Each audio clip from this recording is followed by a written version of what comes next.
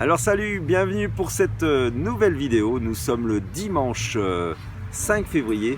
Nouvelle vidéo consacrée à le topinambour. Et oui, cette tubercule excellente qui est remise au goût du jour et qui est délicieuse. Donc appelée truffe du Canada ou artichaut de Jérusalem, cette tubercule, ce topinambour est délicieux. Donc on se retrouve tout de suite pour la suite de la vidéo. A tout de suite, c'est parti. Alors de retour pour la suite de la vidéo, on se trouve à l'endroit où j'ai planté les topinambours. Donc comme je le disais, ce topinambour originaire d'Amérique du Nord, au Canada surtout, a été découvert lors d'expéditions par un Français en 1603. Donc auprès des tribus indigènes de là-bas qu'il a cultivé comme fourrage et comme aliment de consommation pour eux-mêmes ainsi que pour les animaux.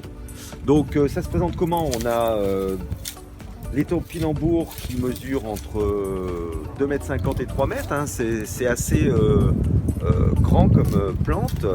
Et vous avez un genre de petit soleil qui se développe au niveau de la tige principale. C'est un rhizome. Alors ce légume est rapporté en France par lors d'expédition. Il est rapporté en France en 1607 et très apprécié. Au milieu du XXe siècle, ce légume est boudé car il est supplanté par la pomme de terre, l'arrivée de la pomme de terre qui est plus calorique. Donc ce légume va être oublié jusque pendant la guerre. Pendant la guerre, sa consommation augmente, le topinambour est très apprécié et sa consommation augmente car la pomme de terre et le rutabaga sont réquisitionnés pendant la guerre. Donc le légume a une consommation très importante. Donc suite à ça, pendant le cours des années qui ont suivi, il a été de nouveau boudé car il était souvent associé à un souvenir de guerre, aliment de disette, donc souvenir de guerre. Donc les personnes l'ont boudé et n'avaient pas envie de consommer ce légume. Donc arrivé au 21e siècle, c'est que là qu'il a réapparu comme légume oublié. Donc les chefs dans les différents restaurants l'ont apprécié et remis au goût du jour et on fait des superbes recettes que nous connaissons aujourd'hui. Donc on va voir la suite de la récolte du topinambour. On va récolter nos topinambours aujourd'hui, une partie, parce que vous savez que les topinambours se récoltent au fur et à mesure, hein, à partir de septembre jusqu'à février-mars. Donc il est important d'en récupérer peu à peu parce que malheureusement c'est un aliment qui a du mal à se conserver.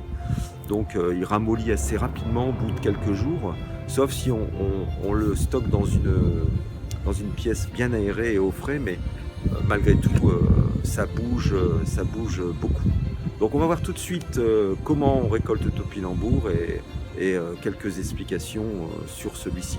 On y va, c'est parti, à tout de suite. Donc de retour pour voir ce qu'il en est au niveau de la culture et de voir ce qu'on va récolter. Donc à savoir qu'on a des énormes tubercules, hein, ils sont assez impressionnants. Voilà, on peut voir, hein, d'énormes tubercules.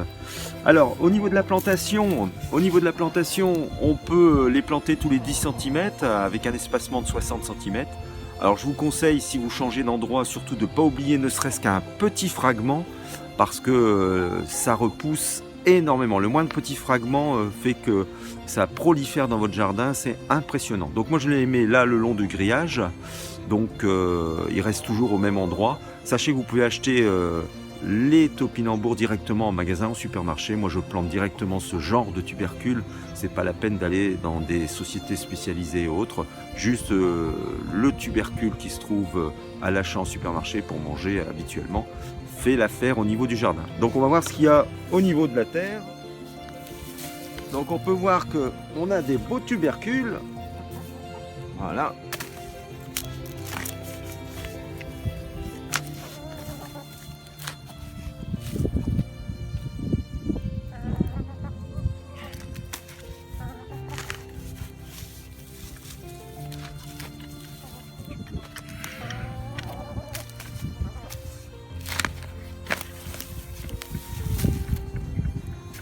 Là, ils sont costauds là. On peut voir que c'est énorme. de très beaux tubercules. Voilà, on se reprend tout de suite après pour la fin de la vidéo. Donc voilà, la récolte est terminée pour aujourd'hui. On peut voir que sur 1 mètre de surface, uniquement 1 mètre de surface, voilà ce que l'on a récolté. Une caisse pleine hein, avec des jolis tubercules comme on peut voir, ils sont énormes. Sachez qu'au rendement à l'hectare, on est à 50 tonnes à l'hectare et on peut récolter entre 5000 et 6000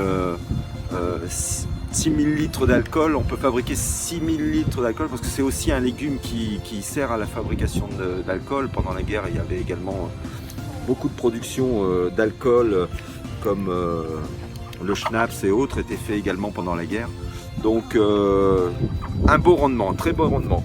Sachez que c'est un légume qui peut être mangé cru, cuit, râpé à toutes les sauces, à la vapeur, sans aucun problème. Et ce joli goût d'artichaut, vraiment c'est très bon, très fin. Moi j'en fais également des gratins, donc c'est vraiment très bien pour la cuisine. Donc voilà, ainsi se termine notre petite vidéo sur le topinambour. Je tenais à faire cette vidéo car c'est la saison, c'est la récolte du topinambour jusque février-mars. Et ensuite on laissera quelques tubercules en terre, moi au même endroit, afin de faire repartir le tubercule jusqu'à fin de cette année et début d'année prochaine, on en mangera encore à nouveau. Alors vous me direz pourquoi topinambour? Le mot topinambour vient de la francisation d'une tribu du Brésil appelée Topinambo ou Topinambas. Donc voilà pourquoi on a appelé ce tubercule, ce légume, topinambour.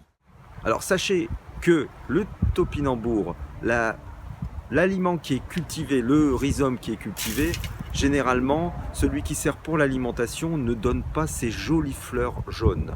De temps en temps, vous pouvez avoir une apparition d'1 ou 2 fleurs jaunes, mais moi, pour ma part, je n'ai jamais de fleurs jaunes. Petite information importante également, on vend dans le commerce différentes petites gélules à base d'extrait de topinambour qui servent de brûle-graisse.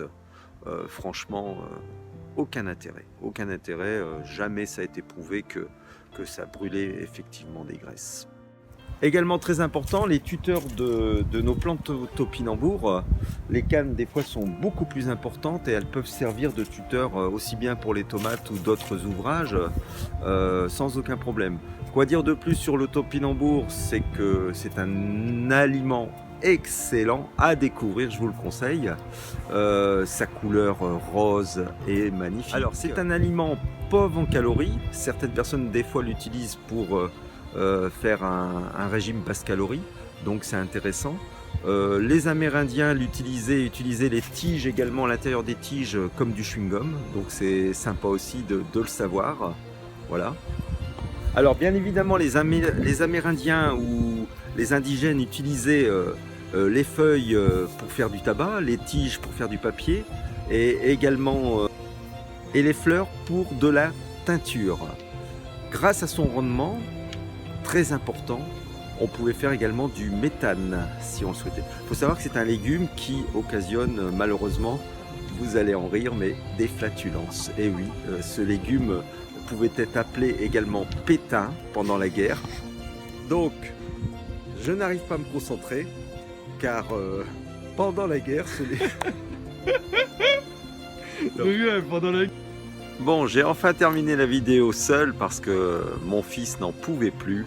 Donc, comme je le disais, j'ai terminé la vidéo un peu plus tard concernant ce que je disais pendant l'occupation, ce légume que nous apprécions tous, le topinambour, était appelé cul d'artichaut ou pétain parce qu'il occasionnait pas mal de flatulences. Voilà pour la fin de la petite histoire. J'ai pu enfin terminer la vidéo. Donc encore à bientôt. Et n'oubliez pas les prochaines vidéos sur la taille des arbres fruitiers. Voilà, bye bye, salut.